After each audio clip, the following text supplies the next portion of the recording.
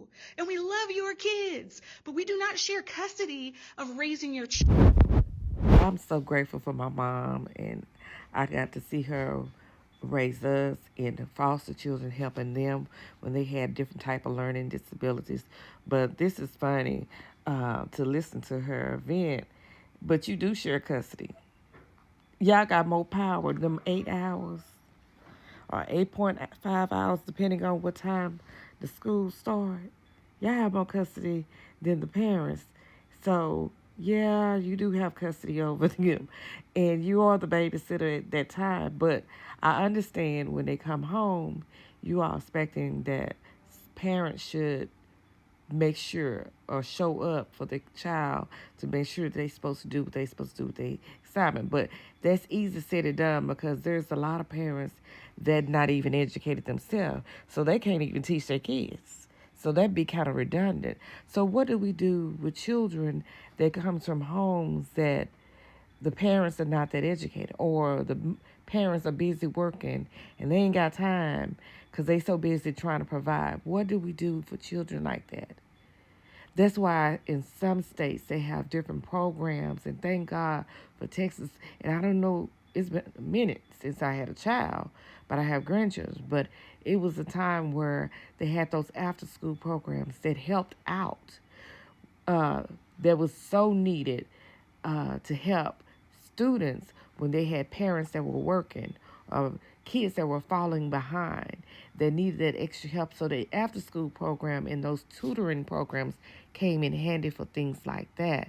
But it's crazy because uh, unfortunately, when a teacher is really invested, they're going to go beyond and try to connect with the parents. And I understand there is parents out there, they don't give a care. They don't. They just doing it because the system tell them that their kids got to be in school. And maybe that's why when these children have these problems, maybe they should enforce them to homeschool them. Give the Since you said that you don't have custody over the child, maybe the system need to make those type of children that you're venting about, make their parents homeschool them. There's parents that actually are working and you can say that's not an excuse, but then there's good parents out there will go in beyond, and then there's parents that are not aware of that they need to go the next step in getting assistance for their children. You'd be surprised at how many people are not knowledgeable of the resources and in helping their children excel. And sometimes there's teaching issues. Sometimes it's not always the child.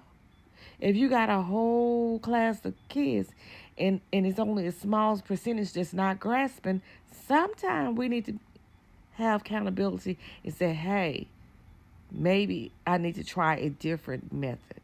But it's just funny how it was laughable to me because you feeling that you're not a babysitter, but in actuality you are.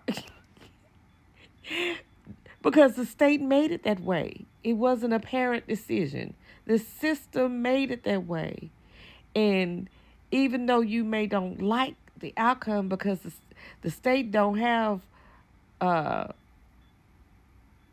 that system where making parents accountable for their children. They don't.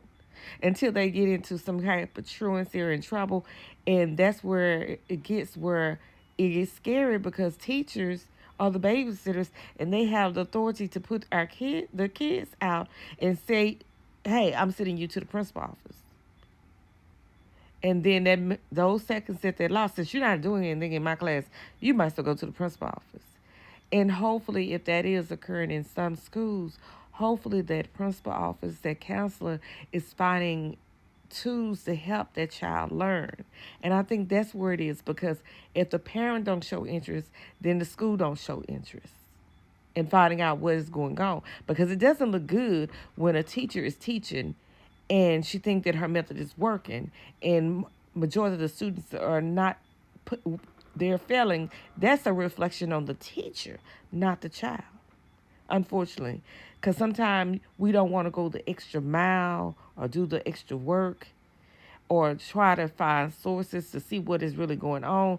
Maybe it's not your duty, but maybe you can point the parent in a direction to help that child get the help that they need. I'm just saying. I'm just a grandmother that used to be a parent and has been in that situation. But I went the extra mile when my child had difficulties, and I got him tested and found out what was the problems.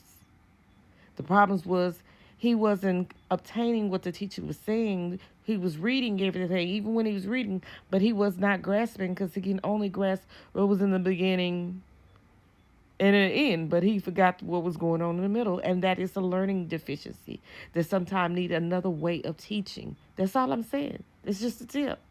Not shooting a messenger. I feel everything that you feel. I'm on your side, but we need to take it to a little further. A little further. That's all I'm saying. Take it to another step.